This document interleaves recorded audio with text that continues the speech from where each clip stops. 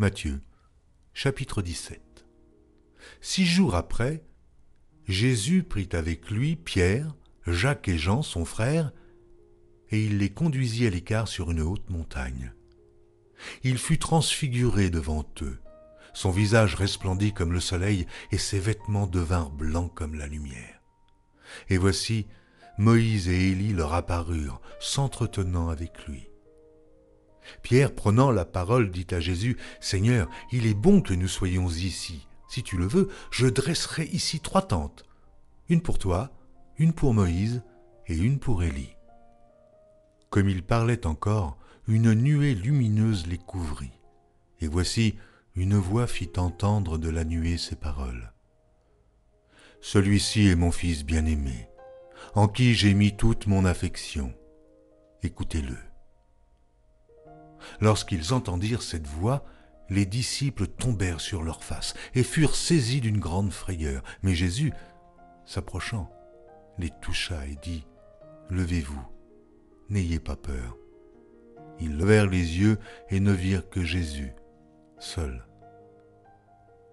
Comme ils descendaient de la montagne, Jésus leur donna cet ordre. « Ne parlez à personne de cette vision, jusqu'à ce que le Fils de l'homme soit ressuscité des morts. » Les disciples lui firent cette question.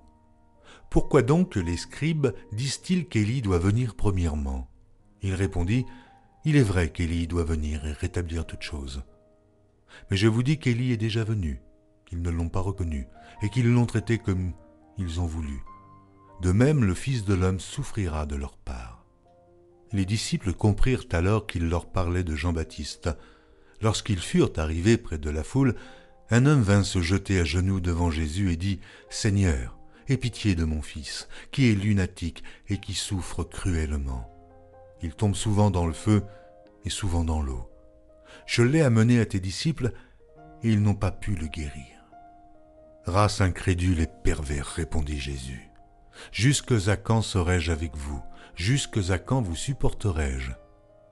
Amenez-le-moi ici. » Jésus parla sévèrement au démon, qui sortit de lui, et l'enfant fut guéri à l'heure même. Alors les disciples s'approchèrent de Jésus et lui dirent en particulier, « Pourquoi n'avons-nous pu chasser ce démon? » « C'est à cause de votre incrédulité, leur dit Jésus. Je vous le dis en vérité, si vous aviez de la foi comme un grain de sénévé, vous diriez à cette montagne, « Transporte-toi d'ici, là », et elle se transporterait, rien ne vous serait impossible. Mais cette sorte de démon ne sort que par la prière et par le jeûne. » Pendant qu'ils parcouraient la Galilée, Jésus leur dit, « Le Fils de l'homme doit être livré entre les mains des hommes. Ils le feront mourir, et le 3e jour, il ressuscitera. » Ils furent profondément attristés. Lorsqu'ils arrivèrent à Capernaum, ceux qui percevaient les 2 drachmes s'adressèrent à Pierre et lui dirent, « Votre maître ne paie-t-il pas les 2 drachmes ?» « Oui, dit-il. » Et quand il fut rentré dans la maison, Jésus le prévint et dit, « Que t'en semble, Simon ? Les rois de la terre, de qui perçoivent-ils des tributs ou des impôts? De leurs fils ou des étrangers? » Il lui dit, « Des étrangers. » Et Jésus lui répondit, « Les fils en sont donc exempts. Mais pour ne pas les scandaliser, va à la mer, jette l'hameçon et tire le premier poisson qui viendra.